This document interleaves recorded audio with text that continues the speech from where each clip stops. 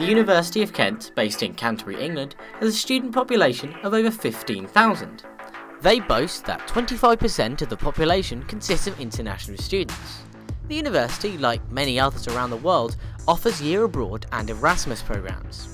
A year abroad offers a worldwide exchange, while Erasmus specifically provides a European experience that allows students at participating universities to spend a year or a term at another university that's a part of the Erasmus program.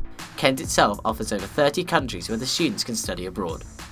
Students who study languages as part of their bachelor's degree at Kent are required to go on a year abroad to a country that speaks the language that they're studying. The students who learn French, both the single and joint honours students, have 3 different options to choose from for their year abroad. Natalie, a student at Kent, chose to study in France for their year abroad. Well, I was given the choice of either studying, teaching English as a foreign language or working, so I just decided to go and study because I was joint honours. I kind of thought it might be good to carry on studying rather than come back after a year and have forgotten everything. So I decided to go and study. I ended up in Paris. The close proximity of France affords the students easy travel. It's an economic option to be able to improve fluency of the language. As with any study abroad programme, students find many cultural differences between the country they come from and the country they travel to. Annie Trégouet, a French lecturer at the University of Kent, grew up in France and has taught in many countries around the world. She gave us some insights to the pros and cons of the French teaching system. In order to be a teacher in the national education system, you need to pass a very competitive exam, which has to do with the content of what you will be teaching, which means that an English teacher is tested on his or her knowledge of Shakespeare and British and American literature, when in fact they are teaching English language to kids and so on. So I didn't like the fact that I would have to prepare really hard for something that I would not end up teaching. The fact that you do not pick your school and you are sent at a national level, in a way, the good thing that I see about it is the fact that we do not have an area with only bad teachers because no one wants to go there, so they end up taking the teachers that have no other choices. In effect, I'm not so sure that it's completely that way, but I think that it prevents from having really, really bad schools with only the bad teachers. We asked students who are either on or have been on a year abroad to shed some light on some of the biggest cultural differences they found whilst in France. You wonder if people don't like foreigners, if they hear you speaking and they're really rude to you, or you don't know if they're just being rude. They didn't really care that I was this English girl struggling to find her way around and stuff. They were just sort of or they'd completely give up with me trying to speak French and they'd just start talking English to me, and that wasn't really the point of going and living in France. The point was that my language skills developed. And quite often they were sort of a bit rude about it. I'd speak French to them and they'd say, "Oh, you're English," as soon as I started talking, and I was like, well, yeah, I'm not gonna sound French, but give me a chance, please. Part of it was the university was a bit of a nightmare, but the other side of it was a lot of the people I met there quite clearly, they were very keen to be friends and have you out on for nights out and things like that, but they were very adamant that you'd never be a close friend. In general, loads of students, especially if they're studying English, they're really keen to talk to you because they want an English person to talk to and practice language, and they're really so you get a lot of Anglophiles. Most of the time they do enjoy their year abroad because they also take things going on there with a grain of salt. We do tell them things are going to be different. Don't believe that, for instance, if you spend your year as an Erasmus student in a French university, don't take things personally. Things you will feel at times that you are not taken with as much seriousness as you would deserve. But keep in mind that French students are not treated any better. So it's not anything against you, it's the system that allows for that in a certain way, I suppose. My experience also of being a student in France, it was mostly positive because most of the teachers are actually doing a good job. But yes, indeed, there are a minority that do very harmful things to students to the point where they may end up dropping out of school and completely not work to that full potential eventually because, their schooling didn't go well. Teaching too differs, both in the teachers as well as the schooling system. The relationship between parent, teacher and student is not more formal. Like you wouldn't be at uni tend to call them by their first names, they're happy with that. But it's always monsieur, madame, whoever. It's very formal. There was an element of, well, okay, I'll accept that it could be used, but mine is right. My way is right. So there was less argument. And when there was argument, the people were shot down very quickly. The French teachers, if that makes sense, were a bit more difficult to deal with. They sort of forget you can't understand everything they're saying. So I've been to teachers at the end, and they've just spoken to me really fast and expected me to take it all in. They're like, "You understand?" I'm like, "Yeah." So I guess they're not really. I don't get the feeling they have as much time to put towards students, so maybe they don't understand them. In France, the teachers have tenure. Unless they've committed a serious offence, they cannot be fired. However, while this system provides job security for teachers, it does unfortunately give way to some questionable behaviour. Once you have taken this exam that I spoke about, then you have a job for life until you retire. So even if, basically until you do something criminal, no one is really going to question your teaching style, if I can call this a teaching style. There was less acceptance of the pupils' ideas, as far as I saw. From some teachers, there was quite a lot of support. Teachers there didn't seem to want to do anything other than what they had to do, which is teach a class for 3 hours and then just go home again. One teacher in particular is a strong advocate against this behaviour. So much so, he has written a book about it, which is taking France by storm.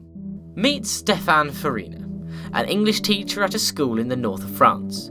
March of 2015, he published a book called Pirquer les élèves, which is about how a minority of teachers in the French school system abuse their power. He talks about it as a long-standing problem in French schools. I'm sick and tired of seeing some of my colleagues, belittling the kids, the pupils we are teaching. We have some fabulous teachers in France. Don't get me wrong, I love my job and some fabulous teachers inspired me. That's why I'm a teacher today. But I've been bullied by pupils and teachers as well. Some teachers shouldn't be in front of a class. Annie was able to contact him, and Stephane came to the University of Kent to give lectures to Annie's French students, which included a Q&A about his book. He talked to the students about some stories that he'd seen or heard, some of which were appalling. My history teacher used to come, drunk, he was drunk. Vous ne pouvez rien faire. Parce que l'alcoolisme et la dépression, quand vous êtes alcoolique ou dépressif, vous êtes protégé dans l'éducation nationale. On ne peut pas vous renvoyer. So there was this kid who had problems in mathematics. He didn't understand a single thing, okay? So there was this girl, this 14-year-old girl, who said, "Can I go and help him?" The teacher, a male teacher, said, "Okay, you can go." So what the kid did was she stood up and she went to help her friend. Le prof la regarde, c'était une jolie fille, et lui dit, "Oh my God, you're very hot. You have a nice piece of ass. How can you say that to a 14-year-old girl?"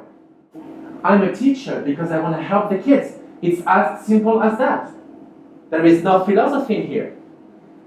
So I would like teachers to be aware of their jobs. Our words have an impact on the kids. Even if you say that you suck at maths, you're not worth anything, that's terrible. Et j'espère faire bouger les choses tous ensemble, parce qu'il y a beaucoup de parents qui sont des profs qui sont d'accord avec moi aussi. The Erasmus students didn't necessarily have a hard time in the way that Stephane described. There was, however, a majority of students describing the lack of teacher support, especially compared to what they were used to. Everyone who's tried emailing teachers, they don't really email back. So if you've got a question about your course, you're sort of stuck. France has a very kind of revolutionary culture. For evidence, look at the revolutions. As a result, I think that they kind of have this weird relationship with authority. And also there's a kind of tendency to see things in black and white wherever you go. And I think that the French have just applied that to their university system. I quite often went at the end of class and tried to talk to my French lit teacher. Unfortunately, my class was 6 till 9 on a Wednesday night, so by 9 o'clock he was like completely done with the day, which is fair enough, I was as well. But yes, if you tried to ask him for any help, he just wanted to go outside and have a cigarette. He did not want to, he didn't want to stand there for 20 minutes and try and work out what this English girl was saying to him. Kent Television was lucky enough to get an exclusive interview with Stephane with regards to his book and the issues he raised. He came to the KTV studio to sit down with us. Some teachers agree with me, because of course you have the majority of teachers who love their jobs, who love their kids, and they would do anything to help them. And so they agree because they meet the colleagues I'm talking about in this book. Of course, you have some teachers who are fiercely against the book. They criticize it, and this is their right to do so, My aim wasn't the book. I knew that the book wasn't going to be loved, to be praised by everybody in the profession. And of course, parents and children who recognize some situations they have been through, with the administration, with the teachers. And it's very difficult. They know it's difficult. I know a colleague who always tells her students, okay, you don't understand the instructions of the exercises. You have to go and see a psychiatrist. The mother came. She was expelled from the school, and she didn't make a fuss. She just wanted to know why this teacher had this behavior. And the answer is, this is not true. Your kid is a liar. The teacher is well known for being a great teacher, so the word is out. You can write letters to the president, to the minister. You cannot do anything. So usually when parents come, I'm not saying that there's a fight. Most of the time there isn't. But the teacher, most of the time, will not acknowledge the thing he's accused of. Just because the students didn't necessarily face problems doesn't mean the problem didn't exist. Both Stephane and Annie had stories, either about themselves or other students being belittled. But the teacher that my sister had that year, he had a lot of power, because he could decide if you were going to go in middle school as a type A, type 2 or type 3. And he decided that my sister was not mature enough, so that she had to repeat the final year of primary school. And my parents, like parents in that generation, didn't question what teachers were saying. So then my sister ended up repeating the year. That was a complete waste of time. So because of this bullying, not only did she not live well and work well during that year, but it also changed her life forever. My way of looking at things when I teach, I try to remember, never forget how I felt as a student if I saw that someone was not treating right. So one of the things that I always want to do is make sure that I treat everybody with respect, and that I wouldn't do anything that I wouldn't like to have been done to me when I was growing up, or things that I remember from bad experiences of others. The way you hire teachers must be changed. In France, if you want to be a teacher, you have an exam. If you pass this exam, you're a teacher. We don't know where you come from. We don't know if you have psychological problems. You can be a dangerous person. The thing is, the people who criticize me say, oh, come on, listen. You wrote a book about incompetent teachers. There are incompetent teachers, we agree with you. But there are incompetent people in every job. I say, listen, if you're not happy with your butcher, you can change. If you're not happy with your plumber, you can change. But we are dealing with kids. We are dealing with human beings.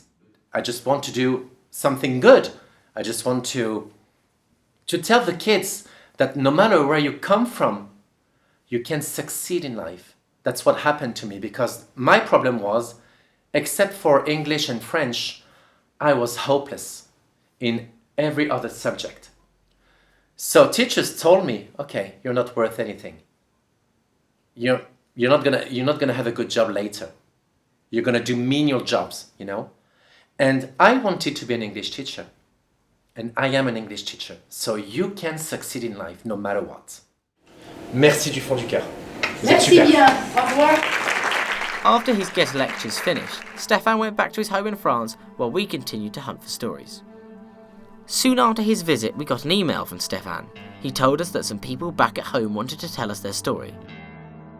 So, we went to France.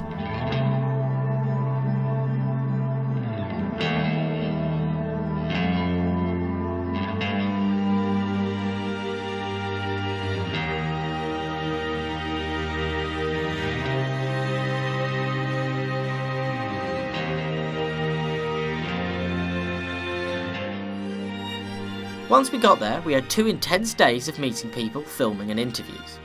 One of them had a particularly bad experience at school. Marie-Ange, who now works at a Catholic school, was very open with her problems she faced as a child. She described to us how it affected her later in life. Alors, ça a été le cas dès l'école primaire en réalité. Je pense que j'étais une enfant différente. J'étais rêveuse, je parlais seule. Je pense que je rêvais à voix haute en fait. Et que forcément l'école c'est pas le lieu pour parler à longueur de temps. Donc j'ai été mise à l'école très jeune, j'avais 2 ans et demi, et à mon époque c'était assez rare. Et j'ai longtemps dit que je n'aimais pas l'école, mais aujourd'hui je dis que c'est l'école qui ne m'a pas aimée en réalité. Donc je supportais pas l'école toute petite, et j'ai eu en particulier à la fin de mon cycle primaire, dans la classe de CM1, CM2, un instituteur qui ne m'aimait pas. Mais vraiment qui ne m'aimait pas, et qui m'a puni régulièrement à un point qui faisait que ça prolongeait mes devoirs d'une manière énorme. Il se pouvait à cette époque-là que je termine vers 11h, 11h30, minuit, mes devoirs, enfin mes punitions en réalité, après les devoirs. Et mes parents tenaient à ce que je fasse les punitions.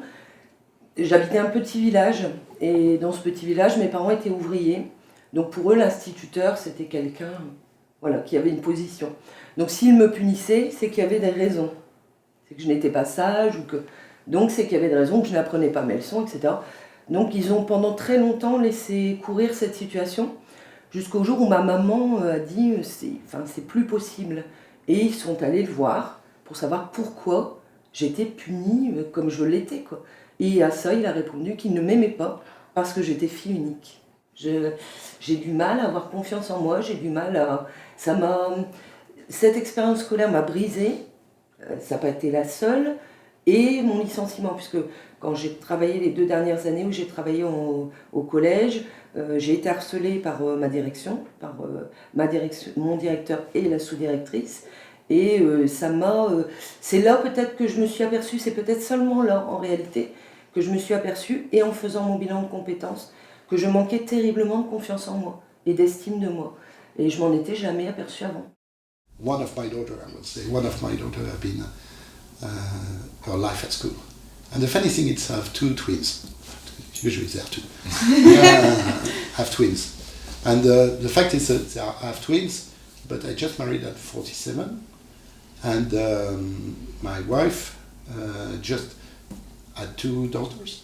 So I decided to adopt them. It became my daughters. And they were twins, but completely different. Physically, intellectually, completely different. One was, I want to be in the shape I'm not going to make any noise, and so on. And the other one has been, and is still, making a lot of noise. Quite charismatic, quite clever, very clever. We made a test for her, but she was too young, and so they cannot put a mark on it. And they said that she was very clever, but she had a problem of memory. And all bad things she forgot. All good things, and I've been lucky for her because her father died and so on. So the good things, she remembered everything. And the fact is, she didn't really succeed at school. She's a very good artist. She's a very good painter and so on. But at school, she has always been destroyed because she was too much opening her mouth. She was pointing the finger when it was wrong, and they don't like that. My sister was really short, and she was bullied by 5 boys in her school who were taller than her, but who believed that it was very manly to beat up on someone who was shorter. And my sister tried to defend herself, the best she could, but that wasn't very successful. So she told my parents. My parents went to see the teacher, and the teacher, who was a male teacher, told my parents, "Oh, those boys are not doing anything bad. It's really your daughter attacking them. And boys will be boys." But the teacher had actually sided with the kids against my sister. So when my parents went back home, then they told my sister, "Okay, well, stop beating them up, stop being the bully." And my sister was like, "I'm not. I mean, they're lying." And then, since my parents had the goals to go and see the teacher and ask him questions, like, "What do you do about this?" and so on, then the teacher really hated my sister after that. One of our interviewees had quite strong views and stories on the matter. She asked to remain anonymous. For reference, we have adopted the name Mary. Alors là, ça arrange toujours pour viser des élèves qui ont, par exemple, pas de parents, des élèves qui sont à la FJ, des élèves qui n'ont pas de moyens de recours. Moi, une chose qui m'a choqué, par exemple, une jeune fille qui était au foyer, justement, et le professeur lui a, en fait, c'était un peu un conflit entre les deux, il lui lançait régulièrement des pics, et en fait, une fois, il lui a dit, voilà, je comprends pourquoi tes parents t'ont laissé, t'es bonne à rien. Et la fille, elle était en pleurs. One of Stéphane's friends, Sandrine, explained her experience. J'ai une grande sœur qui était pas très sage en classe, et quand je suis arrivée au lycée, on m'a fait changer de place en disant vous êtes la petite sœur de premier rang, et on m'a mis au premier rang la première heure, le premier jour de la rentrée. Comme la plupart des élèves encore aujourd'hui, quand on nous met une étiquette dès le début de l'année, on a tendance à honorer cette étiquette. Donc j'ai honoré cette étiquette, et ce professeur-là, je lui ai fait les pires crasses toute l'année, parce qu'il ne m'a pas accepté dès le début de l'année, parce qu'il ne m'a pas laissé une chance, et je pense qu'il a regretté au bout de 3 ans. Et pourtant, c'était toujours le même, et il a fait un autre exemple aussi, c'est les deux vraiment qui m'ont le plus choqué. Il a une fois puni un garçon, puis il a assis sur l'estrade, et c'est un élève pareil qui n'était pas bon, et au niveau comportement qui était aussi moyen, mais enfin, jamais vraiment d'irrespect par contre. C'est un élève qui était moyen, mais qui était toujours respectueux quand même. Et il était assis au bord de l'estrade, et donc il lui a dit, il lui a acheté une pièce, il lui a dit, tiens, ça t'entraînera pour plus tard. Forcément, j'ai acquis une expérience, j'ai acquis quelque chose de positif, mais même encore à l'heure actuelle, je me rends compte, cette sœur, cette religieuse, avec qui je suis toujours en contact, parfois me dit, mais rends-toi compte de tout ce que tu as réalisé avec les jeunes, etc. Je m'en rends bien compte, je me rends compte de tout ce que j'étais capable de faire. Quand j'ai perdu mon travail, j'ai été licenciée, j'ai fait ce qu'on appelle un bilan de compétences, et c'est un psychologue qui accompagne, et ce psychologue également m'a dit, mais rendez-vous compte de toutes les tâches que vous avez. Oui, je m'en rends compte, c'est pas pour autant que je me dis, je vaux quelque chose, quoi. Most of the interviewees had seen friends be bullied, albeit sometimes the students didn't make it easy for teachers too. The university system there is seen as more of an extension of the school system. So the people in the lectures and everything behaved really quite terribly for university level. Of course, we do have children, pupils, students who are very difficult to deal with. And I understand that. I know we have some very brave teachers. Le premier lycée dans lequel j'ai travaillé était un lycée technique, donc avec des enfants parfois très difficiles, des grands jeunes, puisque j'avais à peine 7 ans, 8 ans de différence avec ces jeunes-là, et qui étaient parfois très difficiles. Hein. Par exemple, on en a une fois qui a assommé son camarade avec un crucifix qui se trouvait dans une des salles quand même. Donc voilà. Mais cette religieuse avait vraiment une approche de toujours regarder le jeune. Elle disait, mais tournez la médaille, cherchez chez le jeune. Il y a toujours quelque chose de positif. Et c'est ce regard-là en fait qui m'a plus imprégné que ma propre expérience, ma mauvaise expérience.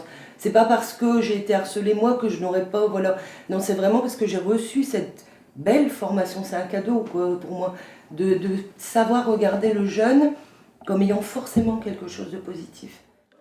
Some teachers probably have very difficult working conditions. I do understand that some high schools and middle schools are very difficult students, and by difficult students I mean students who may have a difficult time at home. They may also come from a socio-economic background where education is not that valued, and so for many reasons some students will come to school with their own baggages already, and it will be difficult to teach them. But being mean to them and being disrespectful and humiliating them is not going to make the situation any easier. It's probably making it worse. We found the talks with Stephane and Sandrine insightful, as it really showed the inherent flaws in the system. They gave a summary as to why they're both strong advocates for this cause. No, I know some fabulous teachers who talk to their students, to their pupils when they have a problem, of course. But you know, when this thing happens, it happens.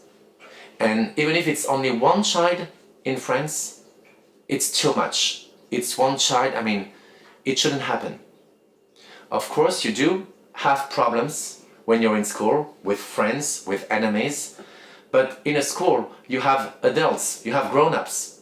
The parents are not present in the school, so who should deal with these problems? The teachers, the administration, the headmaster. There are some kids, I've heard some kids, not in my school, but kids who committed suicide, in France. Most of them talked. The parents have been to the school to try to remedy the situation, to find a solution. And nothing was done, nothing was made. And I have one particular example. Virginia, the one who was supposed to come here today but couldn't make it because of her work, her job.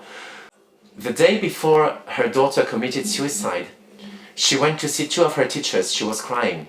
She said, she's bothering me. And they said, stop weeping. You're a big girl now, stop weeping. You're always weeping. Deal with it. And she died the day after. She couldn't stand it anymore.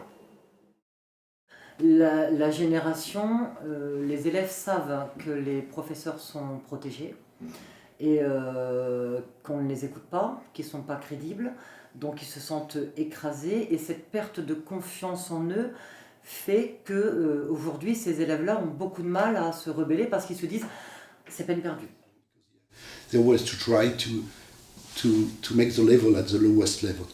If you are too good, they don't care of you, and they say that you are too wealthy, that your parents are too clever, so they help you and so on, and it's not good, so you start. When I passed my baccalaureate, when I started in English, my name is my ancestors are Scottish, so I started with my name William Beth, and they said, okay, where are you coming from? And I said, my ancestors are Scottish, but my ancestor it's a long time ago. And they said, okay, we start at 18 instead of 20. They start to put my mark, started at 18, just because of that. It's just stupid. In his second interview, we asked Stephane how he felt about the growing support for his cause. It would appear that even some of his students show their support. They were impressed, I think. I think some of them are indifferent. I mean, not everybody has read the book. I'm not asking them. I have never asked them about the book. Of course, I told them, hey, listen, I've written a book. I'm going to be on TV tomorrow.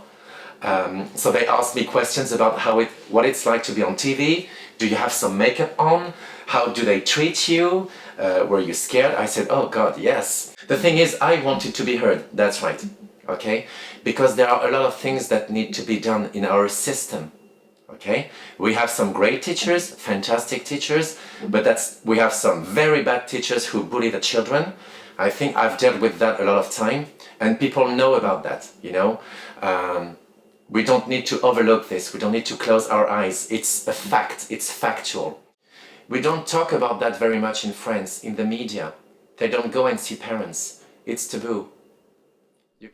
As the interview continued, the conversation turned towards him talking about some problems within his own school. It's getting worse in the school where I work. I was a bit afraid at first, you know, because I knew I would have some problems. Not in my school though, because I keep repeating it. I'm not dealing with my colleagues in my school. They don't want to hear about it, so they try to make me go from the school. I've had 2 meetings with people from the Ministry of Education, you know, very, very high people, very nice people though, you know, and things got worse and worse and worse, so. The teaching profession in public schools in France is really resisting any change. They all say that things are not working well, but somehow when someone wants to change, there's a lot of resistance. Stephane mentioned that he still considered some styles of teaching at university to be belittling. However, if one has been subjected to tough teachers like Stephane, it makes sense to see it as an obvious flaw in the system. I've never seen teachers bully students because now we're supposed to have strong temper. I mean, not every one of us. No, they bully us with our marks, with our tests. They often say you're hopeless. You're not worth anything. You know, it happens. Yeah, it does happen. Okay. What I didn't like about university is they patronized us. Voilà, il y a des professeurs qui ont des préjugés.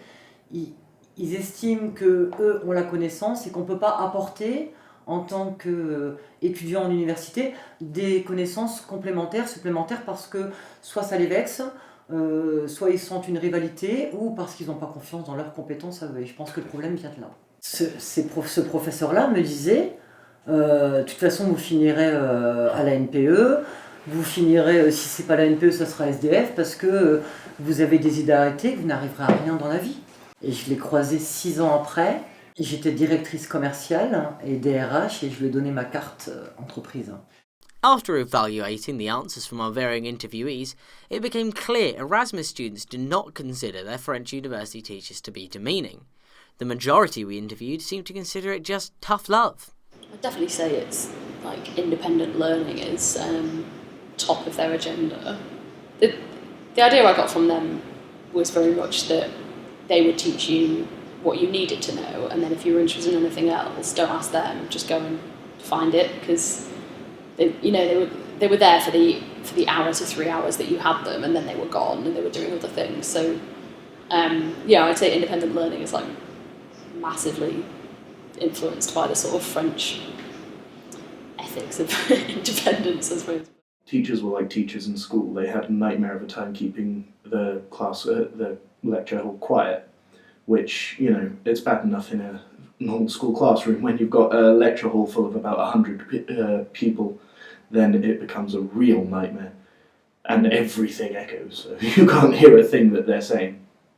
But yeah, the students just would not shut up. I had one lecture where the lecturer, she said, all right, this is ridiculous. You're here to learn. You're the ones paying for it. If you're not going to pay attention, then I'm not going to do this, which I've never seen in any UK university whatsoever. While the Erasmus students don't consider the universities to be belittling or bullying towards the students, some of the interviewees expressed their thoughts post-education. They explained how the mentality from school continued into the real world. I always did work for, nearly always did work for American or English companies, and it has been quite good for me because it was more open mind than what you can find in France.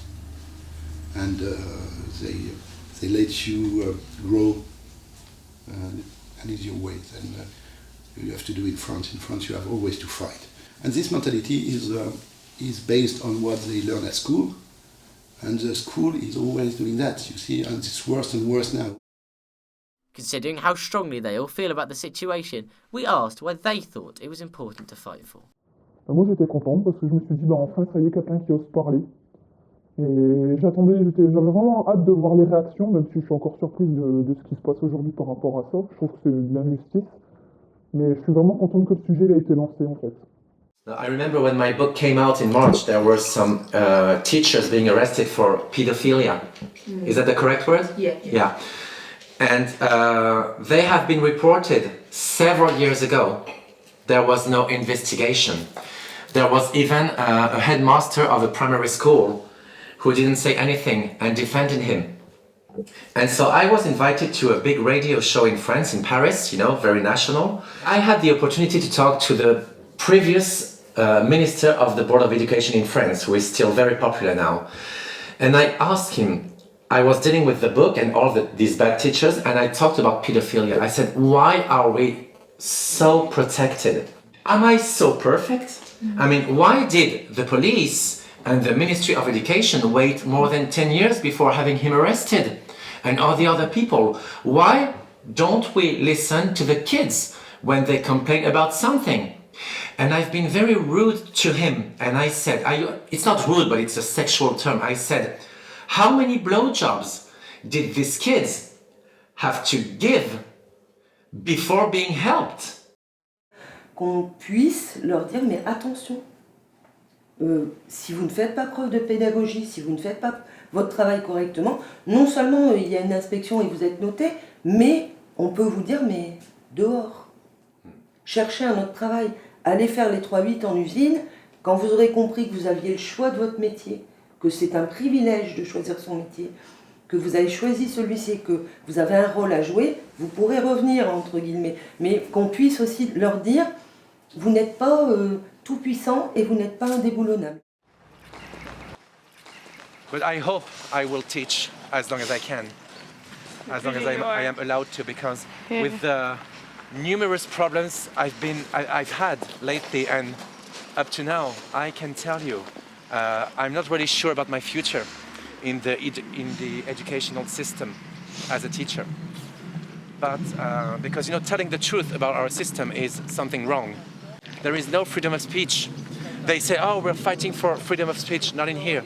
This is wrong. This is really wrong.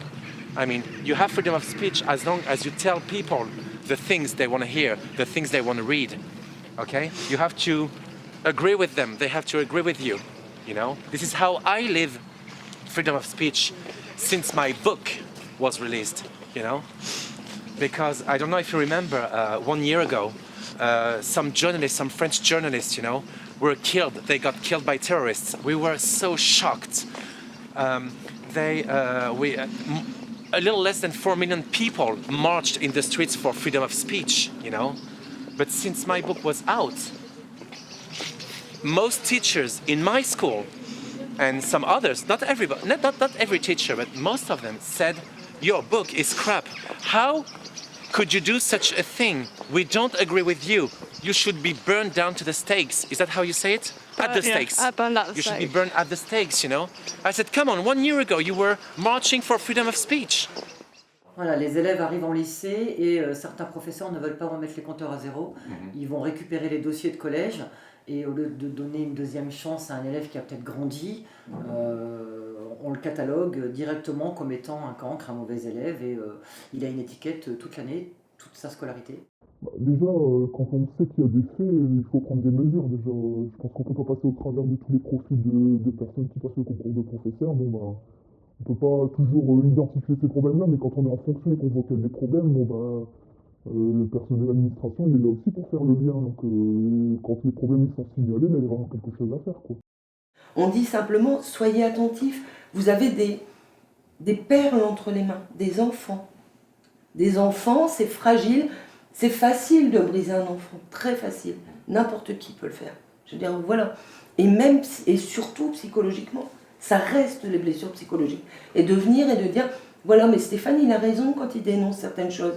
Il n'a pas toujours raison, il n'a pas raison en tout, mais là, il a raison et il n'est pas seul. Donc, d'autres personnes peuvent vous dire, moi aussi, j'ai été harcelée quand j'étais élève. Moi aussi, j'ai souffert quand j'ai travaillé au sein d'un établissement scolaire. J'ai eu des collègues qui n'en fichaient pas une ramée et puis qui étaient portés au pinacle. On avait l'impression qu'ils étaient merveilleux alors qu'il y avait des grosses erreurs. J'ai eu des collègues qui ont humilié des élèves. Humilié, qui s'en vantaient.